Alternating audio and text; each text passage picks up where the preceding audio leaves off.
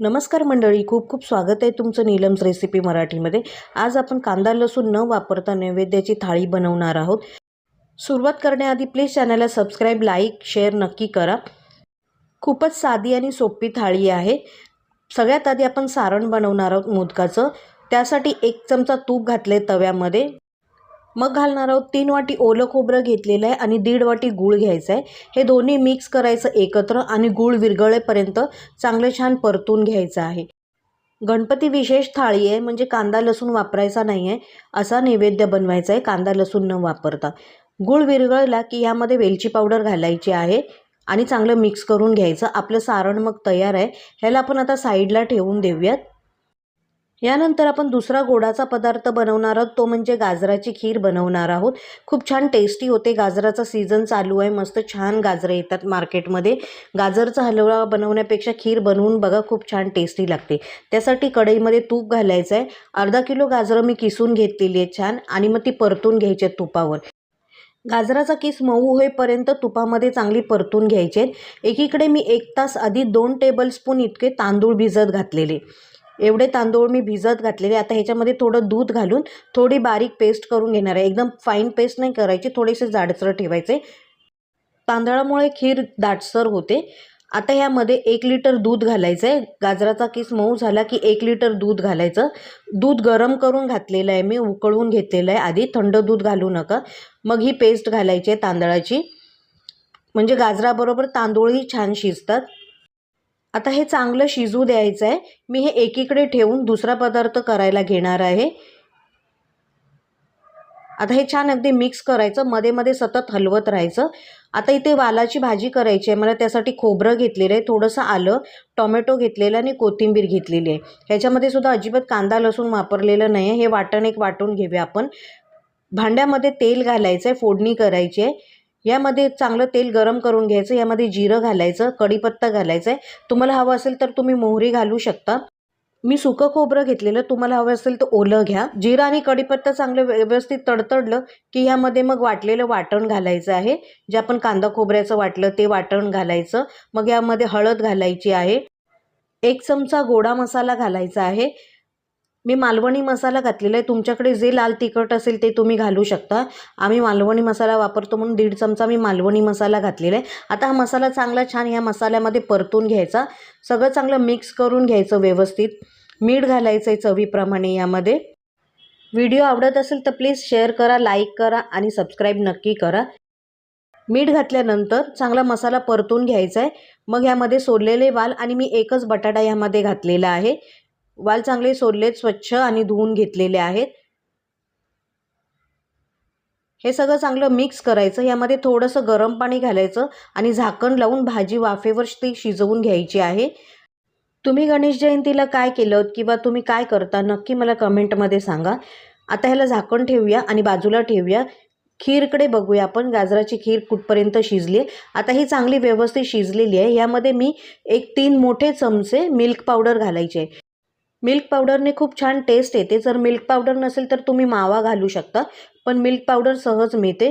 चांगली मिक्स करून घ्यायची मिल्क पावडर, आणि यामध्ये मी थोडेसे ड्रायफ्रूट्स घालणार आहे। तुम्हाला जे आवडीचे वाटतील तुमच्या ते तुम्ही घाला। अर्धी वाटी साखर घातली, साखरेचं प्रमाण पण तुमच्या आवडीप्रमाणेच घाला। आता हे चांगलं मिक्स करायचं। साखर घातल्यानंतर थोडंसं पाणी सुटेल, शिजवून घ्यायची एक थोडा वेळ। साखर घातल्यानंतर 5 ते 7 मिनिटं इतकं शिजवायचे, छान दाटसर होते। शिजलं की ह्यामध्ये शेवटी वेलची जायफळ पावडर घालायची अर्धा चमचा, आणि बस, जास्त ह्याला आता शिजवायचं नाही आहे। वेलची जायफळ पावडर घातल्यानंतर 1-2 मिनिटानंतर गॅस बंद करायचा। आपली खीर तयार झालेली आहे। साईडला ठेवून देऊयात आपण। आपला दुसरा पदार्थसुद्धा तयार झालेला आहे। आता आपण बटाट्याची भाजी करणार आहोत। एक साईडला कुकरला मी बटाटे आणि डाळ शिजवून घेतलेली। मग ते सगळं शिजवताना दाखवलं की मग व्हिडिओ मोठा होतो। तेलामध्ये मोहरी, जिरं, आलं मिरचीची पेस्ट, कढीपत्ता, हिंग घालायचं आहे, आणि मग हे बटाटे घातलेत। वरूनच मी हळद घातली आहे। बटाटे घालून चांगलं छान व्यवस्थित परतून घ्यायचं। झाकण ठेवायचं आणि एक वाफ काढायची आहे। बटाटे शिजलेलेच आहेत। एक वाफ काढल्यानंतर वरून ह्यावरती कोथिंबीर घालायची। तुम्हाला हवं असेल तर वरून थोडंसं ओलं खोबरं घातलं तरी चालेल। आता ह्यावरती भरपूर छान कोथिंबीर घालायची। बटाट्याची भाजीसुद्धा आपली तयार झालेली आहे, तुम्ही बघू शकता। काय सणवार असलं की बटाट्याची भाजी पहिली करतात आपल्याकडे। छान पिवळी बटाट्याची भाजी तयार आहे। आता आपण वरण करणार आहोत फोडणीचं। त्यासाठी पातेल्यामध्ये तेल घातलेलं आहे। तेल चांगलं तापलं की मोहरी घालायची आहे। मोहरी तडतडली की यामध्ये जिरं घालायचं। यामध्ये सुद्धा अजिबात लसणाचा वापर केलेला नाही आहे। कढीपत्ता घालायचा, टोमॅटो मिरची घालायची। डाळ मी हळद घालून शिजवून घेतलेली आहे। टोमॅटो मिरची घातल्यानंतर परतून घ्यायचं टोमॅटो आणि मिरची 1-2 मिनिटापर्यंत। मग हिंग घालायचं आहे यामध्ये थोडंसं। हिंगाने टेस्ट चांगली येते कारण आपण लसूण नाही वापरलेलं आहे, त्यामुळे हिंग घालायचं आणि हिंग घालायचंच असतं प्रत्येक जेवणामध्ये। मग यामध्ये डाळ घातलेली शिजवलेली, तुरीची डाळ आणि थोडीशी मूग डाळ अशी मिक्स करून शिजवलेली। चवीप्रमाणे मीठ घालायचं। डाळीला छान खळखळून अशी उकळी येऊ द्यायची आहे। खूप छान टेस्टी लागतं हे सुद्धा वरण, लसूण न घालता सुद्धा। आता उकळी आल्यानंतर वरून मी ओलं खोबरं घातलेलं आहे, थोडीशी कोथिंबीर घालायची। छान टेस्टी वरण आपलं तयार झालेलं आहे। हे सुद्धा आपण बाजूला ठेवून देऊयात। कधी कधी ते वरण सुद्धा छान लागतं ज्याला फोडणी नाही देत, फक्त डाळ शिजवून घ्यायची हिंग आणि जिरं घालून, ते सुद्धा खूप टेस्टी वरण लागतं। ते सुद्धा एकदा करून बघा। आता आपण मोदकाची पारी करतोय, त्यासाठी 1.5 कप पाणी गरम करत ठेवले कढईमध्ये। चवीप्रमाणे मीठ घालायचं, 1 चमचा तूप घालायचं छोटा चमचा आणि अर्धा चमचा साखर घालायचे, पारी अळणी लागू नये म्हणून। पाण्याला उकळी आली की यामध्ये तांदळाचं पीठ घालायचं आहे आणि चमच्याने चांगलं व्यवस्थित मिक्स करायचं आहे हे पीठ। हे बघा अशा पद्धतीने पीठ चांगलं मिक्स करायचं। खूप पांढरे शुभ्र छान मोदक होतात। यामध्ये हवं असेल तर 1 मोठा चमचा दूध घालू शकता तुम्ही। झाकण ठेवायचं, 1 मिनिटासाठी वाफ काढायची। आता हे मोदकाचं पीठ मी मळून घेतलेलं आहे। थोडे व्हिडिओ स्किप झालेत माझ्याकडून मळतानाचे वगैरे, कारण एवढा मोठा व्हिडिओ असतो, मग त्याच्यात भरपूर कामं असतात इथे तिथे, मग थोडंसं स्किप होतात व्हिडिओ। आता हे पीठ मळून घेतलेलं आहे आणि मी मोदक बनवून घेतलेले आहेत। तुम्ही पाहू शकता अशा प्रमाणे मोदक बनवून घ्यायचे आहेत। तुम्हाला पाहिजे तर सेपरेट मोदकाचा व्हिडिओ मी एकदा नक्की शेअर करीन। आता मी झटपट कोथिंबीरीची भाजी करते, त्यासाठी 1 कप बेसन घेतले, 2 मोठे चमचे तांदळाचं पीठ घेतले कुरकुरीत होण्यासाठी। चवीप्रमाणे मीठ घालायचं आहे, थोडीशी हळद घालायची, थोडंसं जिरं घालायचं अर्धा चमचा, 2 चिमूटभर इतकं ओवा घालायचा आहे। ओवा घातल्यानंतर ह्यामध्ये आपण घालणार आहोत चिली फ्लेक्स। जर तुमच्याकडे मिरची पावडर असेल तर ती घाला, नाही तर स्किप केलं तरी चालेल। मिरची आणि आल्याची पेस्ट होती माझ्याकडे, जी मी बटाट्याच्या भाजीसाठी वापरली, तीच आहे। थोडासा पाव चमचा खायचा सोडा घालायचा आणि भरपूर कोथिंबीर घालायची। यामध्ये थोडं पाणी मिक्स करून भजीचं बॅटर बनवून घ्यायचं आहे।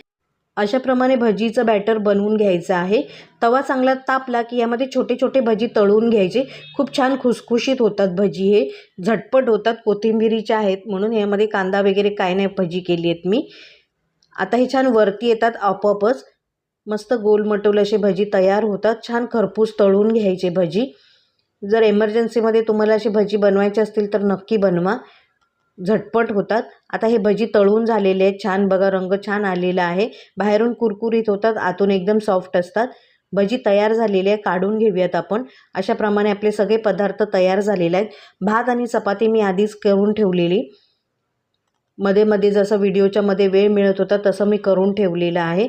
जर तेही दाखवलं तर खूप मोठा व्हिडिओ होईल, म्हणून मी ते स्किप केलेलं आहे, भात आणि चपाती। असा सगळा छान नैवेद्य आपला तयार झालेला आहे कांदा लसूण न वापरता। तुम्हाला जर ह्याच्यातली कुठली रेसिपी आवडत असेल तर नक्की ट्राय करा।